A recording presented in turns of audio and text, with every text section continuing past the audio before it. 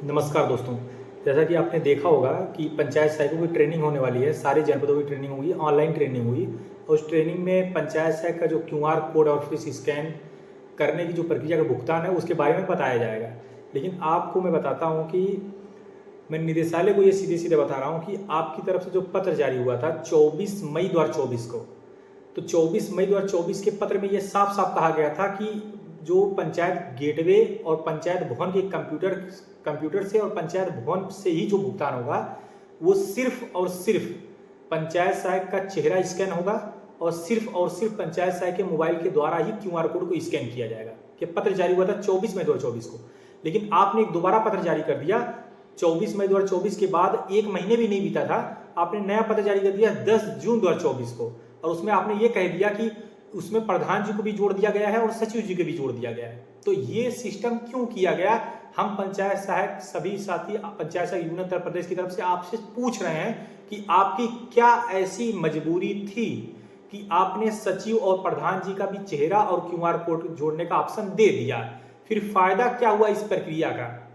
और तीसरी चीज ये है कि आपकी तरफ से 3 अप्रैल 2025 को पत्र जारी हुआ और उसी पिछले पत्र का संज्ञान लिया गया कि इसी की ट्रेनिंग होगी कि प्रधान जी कैसे फेस स्कैन करेंगे, सचिव जी कैसे फेस स्कैन करेंगे और पंचायत सहायक कैसे फेस स्कैन करके भुगतान करेंगे।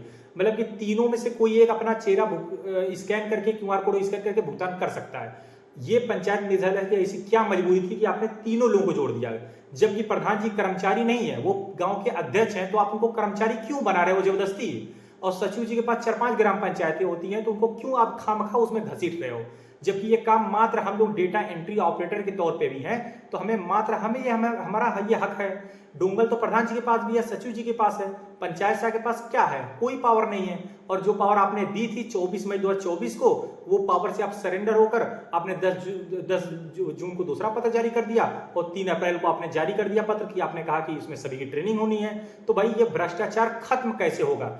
पंचायत सहायक यूनियन उत्तर प्रदेश की तरफ से मैं यासिर खान, मीडिया प्रभारी, पंचायती राज विभाग से साफ साफ मैं स्पष्ट शब्दों में हम लोग ये कहना चाहते हैं, यूनियन की तरफ से हम लोग यूनियन की तरफ से साफ साफ ये आपसे कह रहे हैं कि 24 मई 2024 को जो पत्र जारी हुआ था, जिसमें सिर्फ पंचायत सहायक का चेहरा स्कैन करके और पंचायत सहायक के मोबाइल के माध्यम से क्यूआर कोड करके स्कैन करके भुगतान होगा, इसी प्रक्रिया को 24 मई 2024 के पत्र वाली प्रक्रिया को ही नियम को लागू किया जाए, ना कि 10 जून 2024 को जो पत्र जारी हुआ था।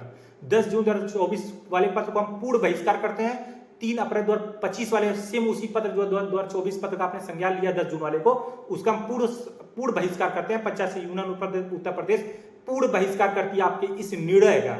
हम लोग मात्र यही चाहते हैं कि 24 मई 2024 का जो आदेश था, जिसमें पंचायत सहायक के जरिए भुगतान होना था, सिर्फ पंचायत सहायक के माध्यम से भुगतान सुनिश्चित किया जाना चाहिए। और जहां पे पंचायत सहायक नहीं है, वहां पे आप सचिव या प्रधान जी के माध्यम से भुगतान करवा सकते हैं, क्योंकि ऐसी स्थिति में कोई और ऑप्शन भी नहीं है। लेकिन आप ये कहिए कि 57,000 ग्राम पंचायतों में सारे सचिव जी और प्रधान जी और पंचायत सहायक जुड़े रहेंगे, तो ऐसा बिल्कुल होने वाला नहीं है। हम लोग इस प्रक्रिया का पूर्ण बहिष्कार करते हैं। पंचायत सहायक यूनियन उत्तर प्रदेश के सारे पंचायत सहायक के अंदर एक रोष है, एक गुस्सा है, क्योंकि हम ऑलरेडी सचिव और प्रधान जी के बीच में कई जगह ऐसी समस्या उत्पन्न होती है कि पंचायत सहायक का मानदेय महीनों का भुगतान नहीं हुआ होता है, और हम लोग लगातार इस स्थिति से हम लोग गुजरते रहे हैं। तो हम लोग यूनियन की तरफ से पंचायत सहायक यूनियन उत्तर प्रदेश निदेशालय से यही मांग करता है कि 24 मई 2024 का जो आदेश था, जिसमें पंचायत सहायक की तरफ से भुगतान होना था, उसी प्रक्रिया को लागू करिए। अगर इस प्रक्रिया को लागू नहीं किया जाता है और अपनी मनमानी की निदेशालय अपनाता है, तो हम लोग इस उत्पीड़न को बर्दाश्त नहीं करेंगे और यूनियन उसका पूर्ण रूप से, भौतिक रूप से निदेशालय पर पहुंचकर उसका पूर्ण विरोध करेगी, जिसकी पूरी जिम्मेदारी निदेशालय की होगी। बहुत बहुत धन्यवाद। जय हिंद, जय भारत।